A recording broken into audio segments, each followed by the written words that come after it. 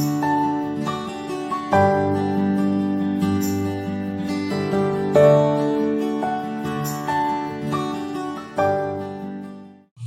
जुम्मा ले लेते हैं कि मेरे प्रभु जो करेंगे वो मंगल करेंगे, तो परिस्थिति बुरी दिखाई दे सकती है,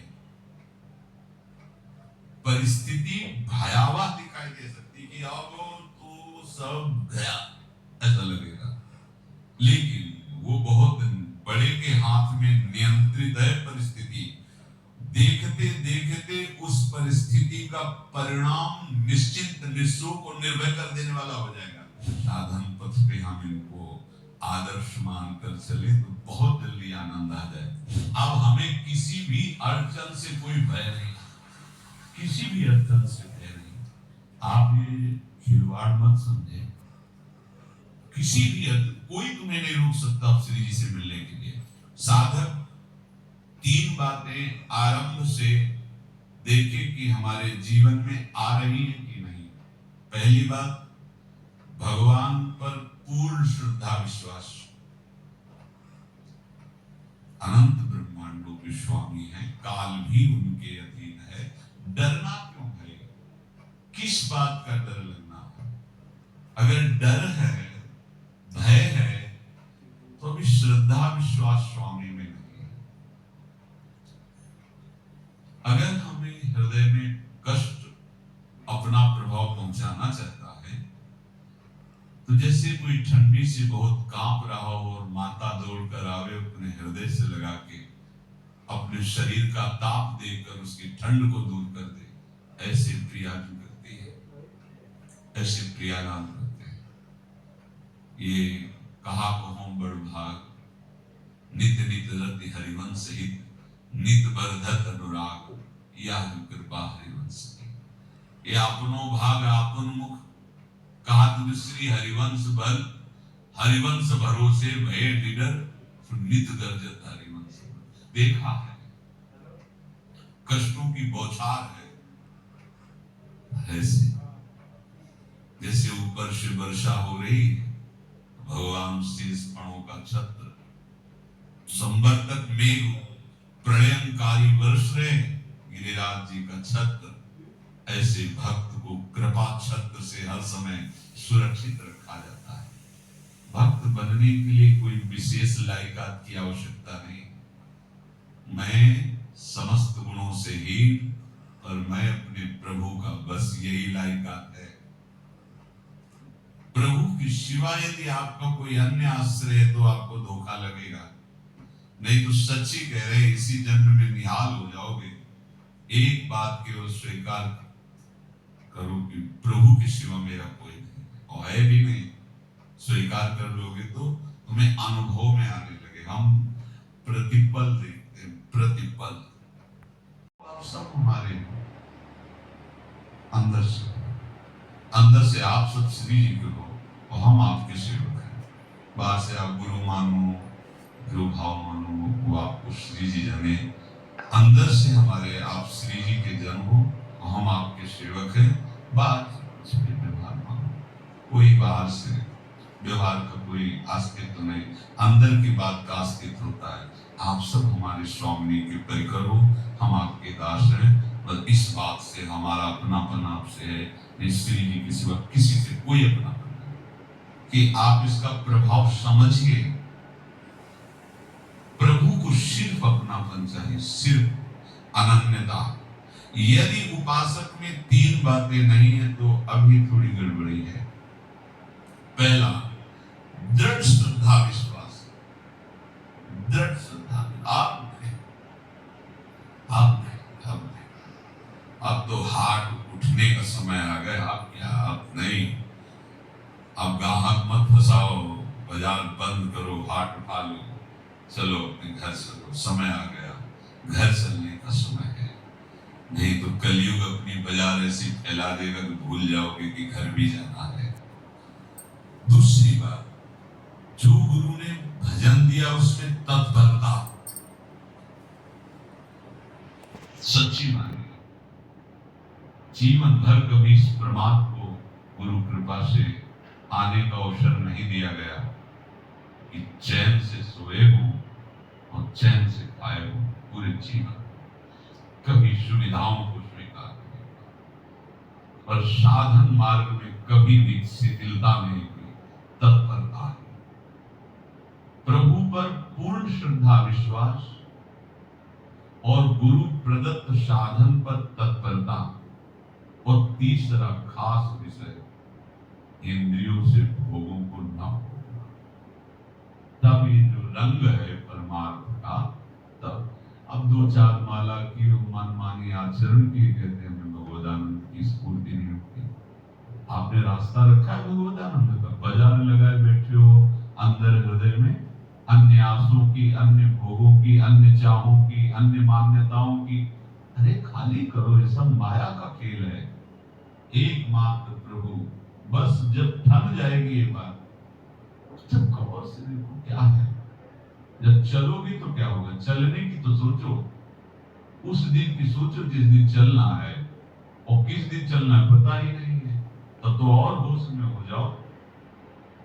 आपको कोई भी यहाँ सहयोग देने वाला नहीं, कोई भी वस्तु आपकी नहीं, कुछ भी आपके साथ नहीं जाएगा।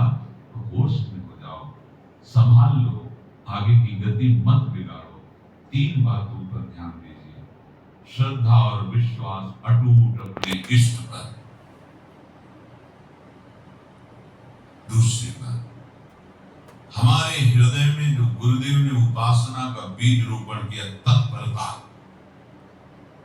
देखो आपको हृदय की बात कहता हूं, माया के पास केवल प्रलोभन है, ये सुख में बांधती है।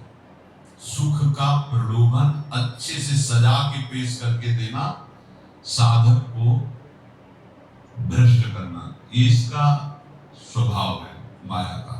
माया किसी व्यक्ति का नाम नहीं, किसी शरीर का नाम नहीं।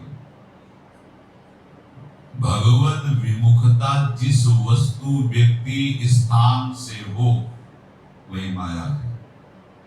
माया का मतलब थोड़ी जैसे कोई स्त्री शरीर पे आरोप कर दे या पुरुष शरीर पे आरोप कर दे, ये तो माया है। तो और क्या है? मैं, मोर, तोर, तय, और जहां तक इंद्रियां जाएं, जहां तक मन जाए, सब माया ही है। इसको देखा है भगवान के पार्षदों में। ये क्या करती है? चमकीली लेविन लगाकर, सुख का चारा डाल करके जीव को बांधती है। इससे सुख मिलेगा, बहुत सुंदर है ये वस्तु, ये शरीर, ये व्यक्ति, ये स्थान, ये पद, इससे वो बांधती है। विवेक ऊपर की लेवल का तत्काल ऑपरेशन करता है, वो आंतरिक विषय पर दृष्टि डालता है तो सब खोखला निकलता है, बाहर निकल क्रॉस कर जाता है। वो विवेक, मोह भ्रम भागा, तब सब विषय विलास विरागा। अज्ञानी उसी आकर्षण सुख में बंध जाता है, और सुख तो था नहीं, बंधन इतनी जोर का हो गया, अब मुक्त हो रहे सकता नहीं, तो उसके हृदय में लगता है इसके बिना जी नहीं सकते, इस नशा के बिना, वस्तु के बिना, व्यक्ति के बिना। और एक सूक्ष्म बात, वो जब आपको सुख देगी तो आपको स्वतंत्रता का आभास कराएगी, और जब आप उसको छू लेंगे तो आपको परतंत्र बना देगी, भयभीत कर देगी। तो आप डाउन होकर के अपने अस्तित्व को मिटाकर पूरा जीवन बर्बाद कर देंगे। इन शब्दों को लिख लो, अपने हृदय में लिख लो। माया सुख में बांधती है नहीं उसके पास सुख। जिसे तुम सुख समझते हो वो सुख नहीं, बिल्कुल सुख नहीं, वो सुख की छाया है, तुम्हें समझ पड़ती नहीं है, गिरधर की माया है। उस सुख का बंधन, आप देखो कुछ भी क्रिया करते हो माया जनित, तो प्रलोभन होता है सुख मिलेगा, और जिस समय सुख मिलने के लिए आप लालायित हुए, उस समय सुख भोगने की स्वतंत्रता आपको दे देगी। लो, आप समझ रहे हैं, स्वतंत्र स्वामी होकर सुख भोग रहे हैं? नहीं, आप भोग लिए ना, आप गुलामी उसकी सब हो। अब तुम्हें वैराग्य हो रहा है कि मैं नहीं भोगूंगा, उसकी दृष्टि बदलेगी। समझ रहे हो? अब अपने आप को पूरे शरणागत कर दे, मैं हर तरह से तुम्हें बांध करके भगवत विमुख करके नष्ट कर देगी। ये बात अच्छे से समझ लो, अच्छे से। इस सुख का प्रलोभन देकर बांधती है, सुख है नहीं, क्योंकि आप उपासक को जब सुख में उतरोगे तो कितने दिन फिर आपको घृणा होगी कि अरे धिक्कार हमारे जीवन, फिर लौटने का चांस नहीं रहेगा।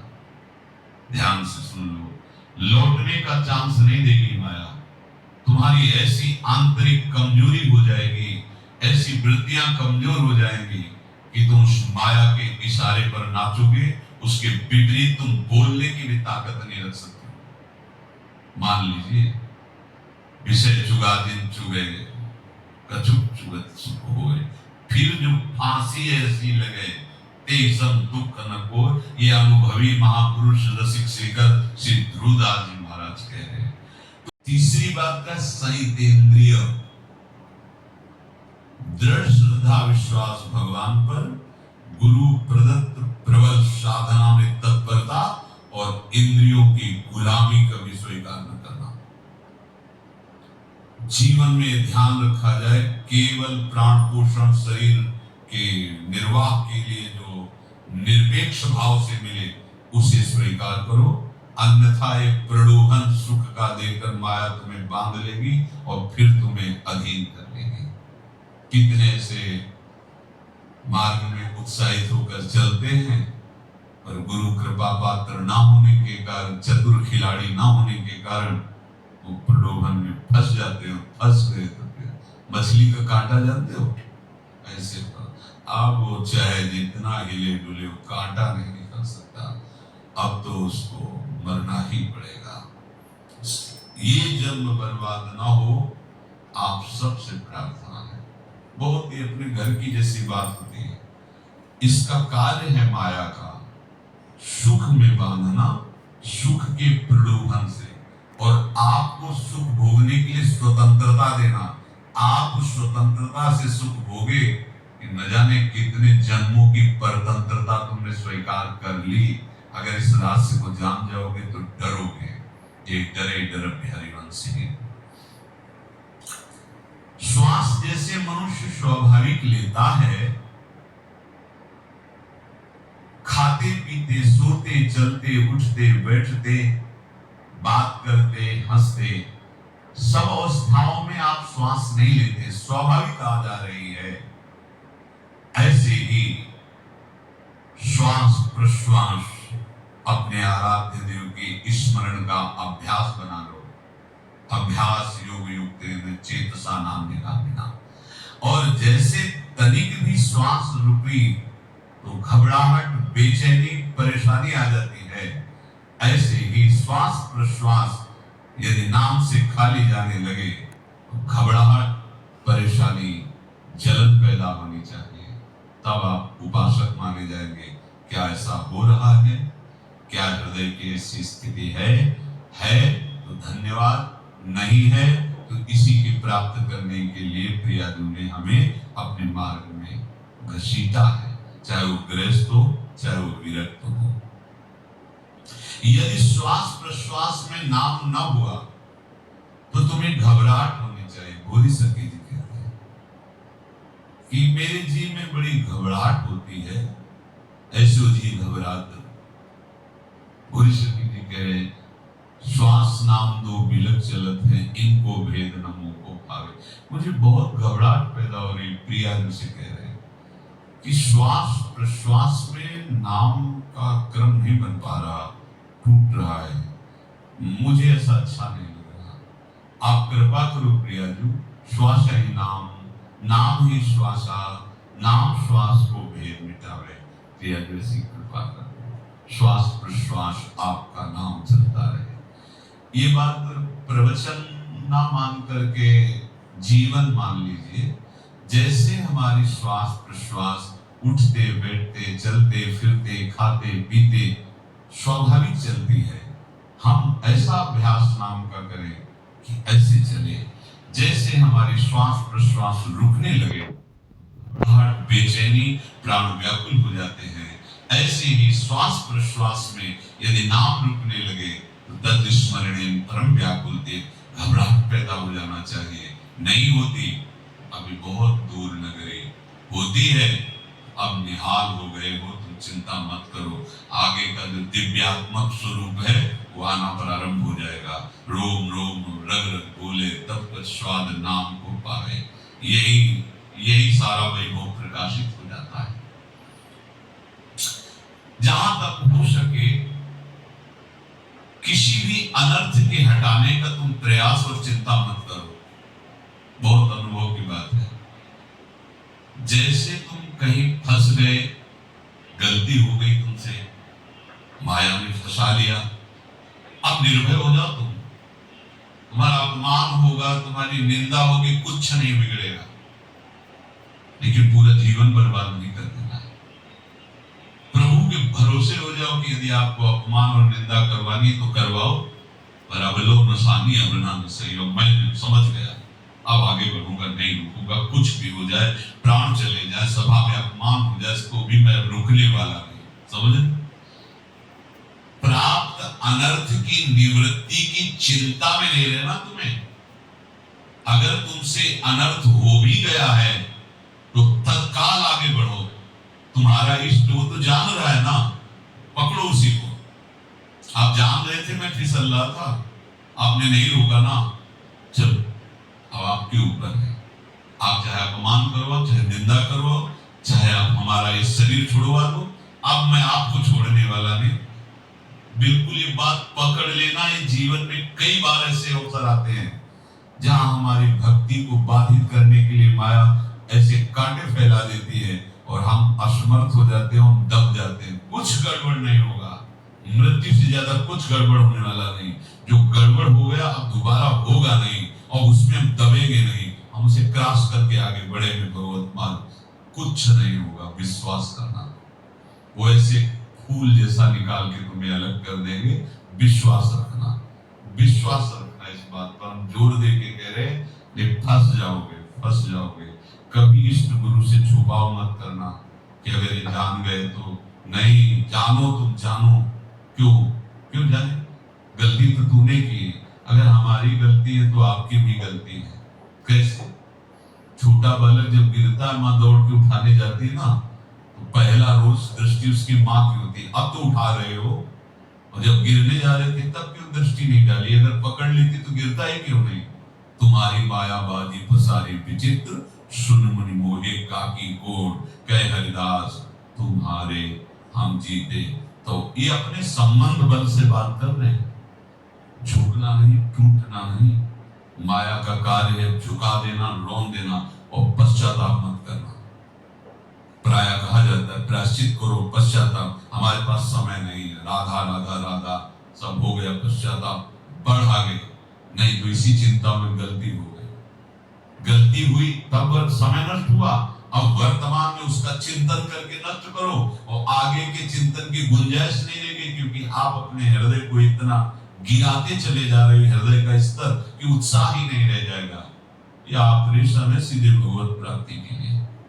बिल्कुल दृढ़ विश्वास, तुम्हें अब अपनी चिंता नहीं करनी। बैठा लो, हृदय में बैठा लो।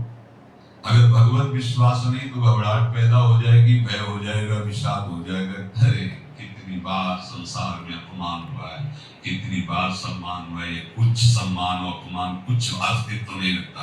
अब हरि नहीं छूटेंगे, भाग हरि की तरफ भाग, बिल्कुल परवाह न कर, भाग, किसी के फंदे में मत पड़, भाग। ये अंदर की पुकार है, अंदर की बात कह रहा हूं। ये मन बहुत बदमाश है, पहले तो लुभायमान करके सुख में बंधाता है और फिर भय और संकट विषाद में फंसा देता है।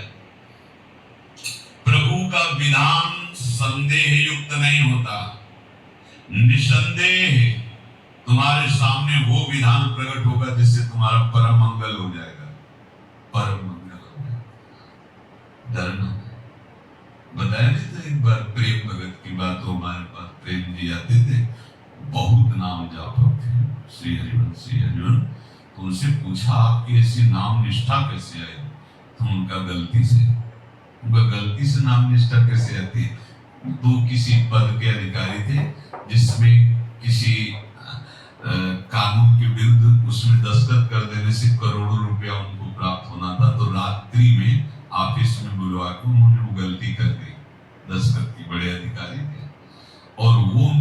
पता नहीं था कि वो षड्यंत्र है, और पहले से कैमरा रख दिया गया था, पूरा वीडियो लेते देते बातचीत करते दस्तखत करते सब प्रमाण। तो सुबह जो उनकी आरती उतारी गई समाज में, वो बस घर वाले भी उनसे कि जैसे पुत्र थे पत्नी कि पिताजी पापा आपसे ऐसी आशा थी, मार दिया हम सब लोगों को आपने, कब हम लोगों ने धन की मांग की आपसे, आप इस अवस्था में ऐसा कर, तो घर से ये वचन बाहर तो सब उपहास उनका, उन्होंने निश्चय किया अब रात्रि में आत्महत्या कर लेंगे। कर्म बड़ा विचित्र होता है, पर वो वृंदावन पहले से आते थे और हरिवंश उपासकों से मिलते रहते थे। गुरुदेव भगवान से भी उनका परिचय था। गलती किसी से भी हो सकती, चूक है, यही तो है ना कंचन कामिनी कीर्ति, कहीं भी लुभायमान। शायद उनके मन में लगा होगा कि दस्तखत कर लेंगे और मिल जाएगा, वृंदावन वास करेंगे, झंझट छूट जाएगी, कुछ ना कुछ ऐसा आया होगा, क्योंकि वो अधार्मिक प्रवृत्ति के नहीं थे, पर क्रिया तो हो गई ना, षड्यंत्र था वो। उन्होंने सोचा रात्रि में अब हम प्राण त्याग देंगे। तो धाम आना और रसिकों के संग के प्रभाव से एक दिव्यता प्रकट हुई। उस सबके सामने सोने का नाटक करके लेट गए, तो परिवार वालों, नजर तो सबकी थी कि विक्षिप्त है, परिवार वालों को लगा सो गए, और रात्रि जब सोए थोड़ा ऐसे वास्तविक नींद आ गई, और स्वप्न में देखा कि कोई उनसे कह रहा, देखो तुम्हारे सिराने सेवक वाणी रखी, इसको पकड़ो, मरने की जरूरत नहीं, सब ठीक हो जाएगा। जगह तो सेवक वाणी सिराने रखी हुई थी, जैसे एक भक्त को तुलसी दल नामक ग्रंथ सिराने रखा। अरे अलौकिक शक्ति संपन्न भगवान और भगवान के पार्षद, बस सब बात हट गई, और उनकी जिह्वा और उनके मन में, जैसे ना मरने वाले को प्राण मिल जाए कि भाई प्राण रक्षा, ऐसा हो। श्री हरिवंश, श्री हरिवंश। हमारे रसिक समाज में जब वो आते थे, उनका अच्छा सम्मान होता था, तेजों में चेहरा वयोवृद्ध शरीर, श्री हरिवंश, श्री हरिवंश, ऐसे चलता रहता, बात करते और ऐसी नाम में रति देखी। देखो ना क्या हुआ, क्या हुआ, घटना क्या थी, दृश्य क्या था, जीवन बिल्कुल व्यर्थ हो क्या गया, लोक सम्माननीय जीवन बन गया, महात्मा बन गए और भगवत प्राप्त हो गए हैं, उनका शरीर छूट गया है। तो यहाँ कह रहे हैं कि तुम्हें किसी भी हेतु से अपनी चिंता नहीं अब करनी, प्रभु का विधान निसंदेह परम कल्याण में होता है, तुम्हें संदेह नहीं करना।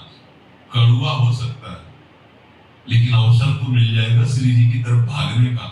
हम अपने को अच्छा साबित करने के लिए पूरा जीवन लगा दें, नहीं भाई, हम नीच आचरण वाले पर भागेंगे प्रभु की तरफ, लोग पावन करने वाले महात्मा बन जाओगे।